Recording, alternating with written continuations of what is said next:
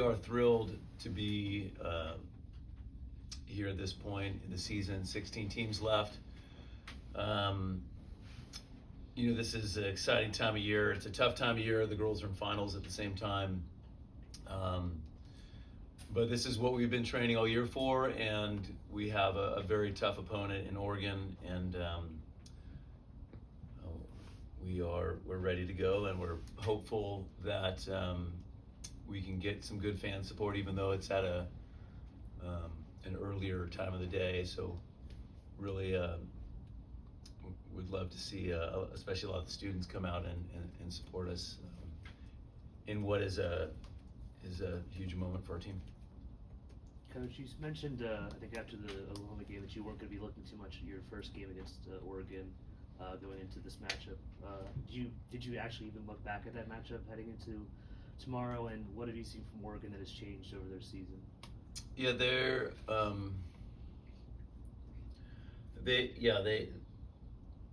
I did go back and look at it to answer your question, and I think they've pulled Mimi from all but one of the passing rotations, so they're freeing her up to hit a lot. And I don't know this, but it seems like Emmy's a little bit stronger than the start of the year. And just I think that was I think they're just as with any team, their setter hitter connection's better. They're more comfortable with each other, and so but those are a few that jump out. Emmy, this is your fourth Sweet 16. Do you get nervous at all ever anymore, having done this so many times now? I would say there's always nerves, but it's more because I'm just excited to be in these big moments again. And I think the experience from the past 3 years definitely helps going in, just knowing the way it feels to be on the court in a Sweet 16. But I don't think, my nerves and excitement are always, for every game there's always those nerves, but in a good way. Well, in that same vein, Dan, a lot of these girls do have so much of this experience. When do you sense that really kicking in as an aid along this process? Is this kind of like the Sweet 16, okay, this is where that experience from the past really becomes visible or helpful? Yeah, I think it's probably unique to each individual how they internalize that. But I think one of kind of the mantras is that we use this time of year is that we don't know if we'll win, but we know we can. So I just think there's probably more than the early days of belief that we know we're good enough. Coach, how much does your training before these games have changed over the years since it's your fifth consecutive Sweet 16? Have you had a different routine, or is something stuck along the line and you keep on doing that? I think we're always evolving as coaches and trying to find better ways to get through. But I think the main, it's probably, we use sports science a little bit more than, really try to make sure load wise we're at our optimal at game time. Torrey, Coach has talked about resiliency kind of being something that you guys had to fight through those first two rounds, but also for most of the season. I'm curious, how does Bree specifically kind of embody that resiliency that you guys have as a team? I feel like this year is her first time being back after a serious injury, and I think that she just wants to be back on the court, and I think that Bree's personality reflects that. She's a big dog, and I feel like she contributes a lot to that resiliency for each of our games that we're put in tight situations. Dan, you and the women have brought this Pitt to the pinnacle of the sport across the country without a state-of-the-art facility. Now, a year from now, maybe, or whatever, you're going to have a state-of-the-art facility. How much more is that going to improve your brand and your ability to recruit? I think it'll help recruiting. I think it'll help fan experience. I'm not the first to say this, but there's obviously a lot of really great pro teams and environments in Pittsburgh, and so being able to have fans have that level of experience is important. And so, and then also just having we talk a lot about the main venue, but just having our own, practice facility that we can always use at any time is going to be huge. Torrey and Emmy, I know you guys probably said in the past you prefer to play the Fitz advanced play tournament, but you'll be here for the next, potentially the next 2 matches.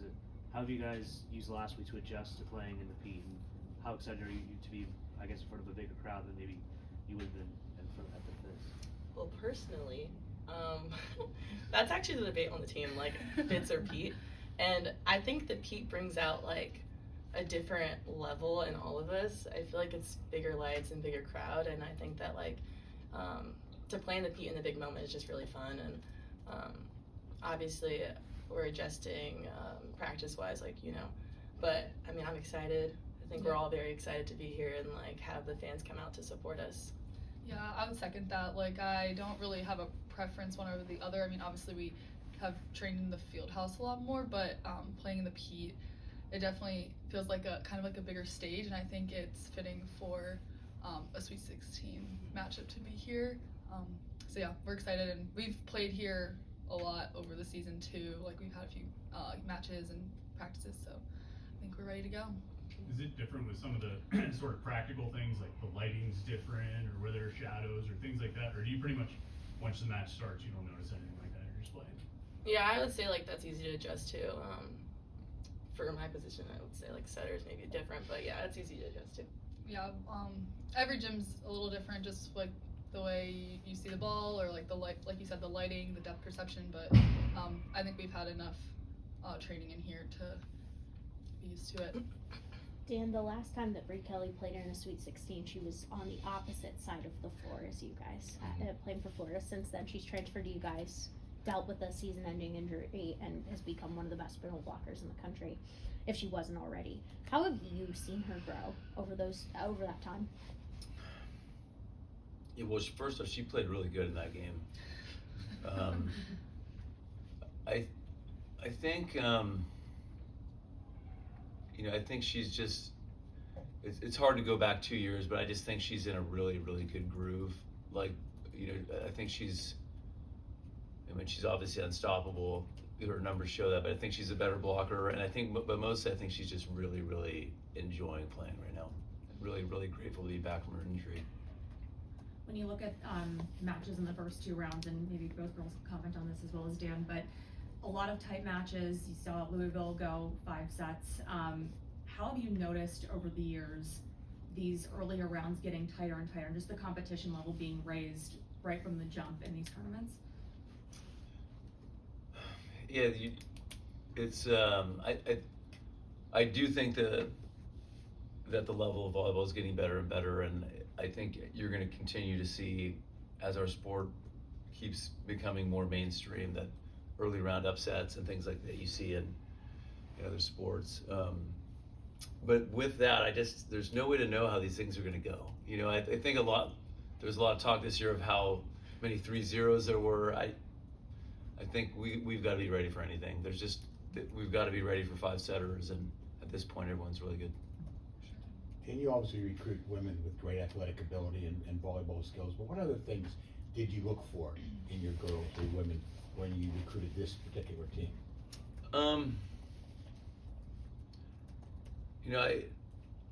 The whole package is what I'm looking for, right? I'm looking for, big jump, a big arm, someone who's a great competitor, a great teammate, a good student.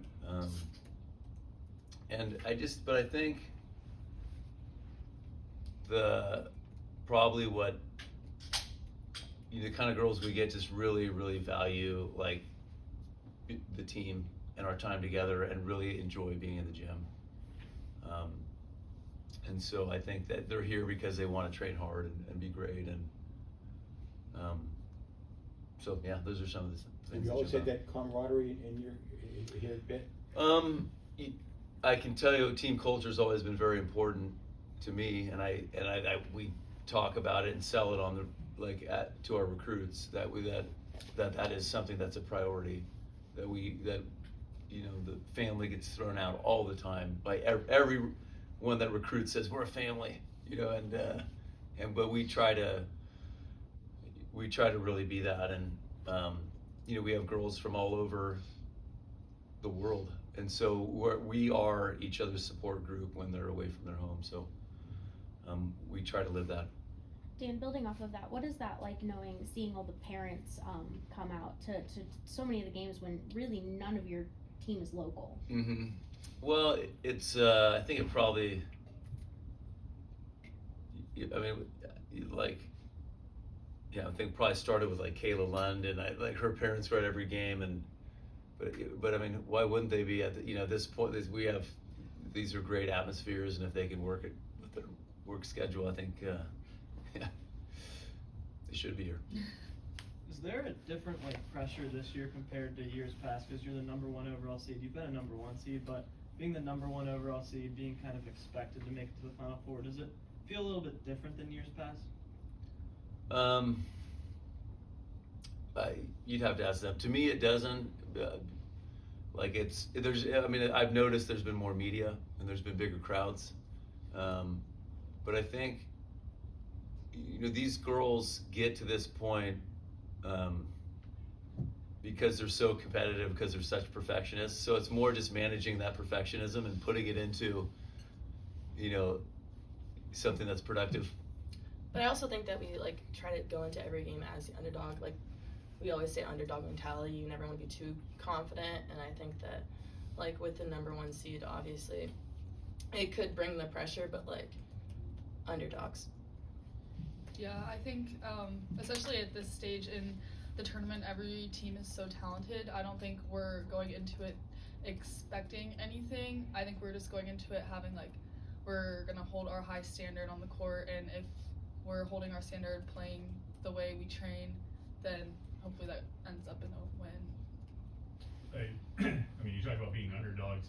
You just read a really nice thing on ESPN about you guys being the hunters. Yeah. So I was just, I was just when Emmy was on, I was like, I'm gonna add this. Yeah, we're going hunting, and I think that it's hunter versus hunting or hunted, and I think that there's just all these things that we talk about, underdog mentality, but then that's just kind of attacking the attack. Someone's gonna be attacking us, but it's not like aggressors. So. Emmy, you and Rachel came in as freshmen together, and you guys are entering in your last NCAA tournament. What's it been like growing alongside her and playing alongside her these past couple years? Yeah, me and Rach have been through everything together. We talk about it all the time, and especially now, just reflecting on all of the time we spent together. Just super grateful for her and our friendship off the court, but also the connection that we have on the court and the standard we hold each other to. I think we both push each other to be better, even though we're not the same position or something like that. I think, yeah, we just work well together, and grateful for this last tournament run with her and these girls.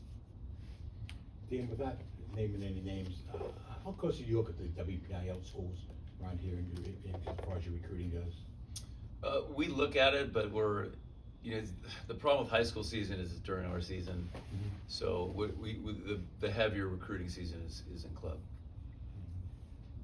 Torrey and Emmy, when you look at Oregon, what are some of the, I've been asked Dan this to start the press conference, but what are some of the things that stand out to you? Obviously you have experience against them, but what are some of the things that stand out to you more recently that you've seen from them? I would say the same thing that Fish said. Mimi and Naomi look like they're strong, and I think their team looks stronger than they were in the beginning of the season. So I feel like we're preparing well for them. And I think just preparing to be in a lot of long rallies. I feel like they keep the ball in. They use their toolboxes as hitters, and they scrap in the back row. So just our side being ready to go all out on defense and not be impatient.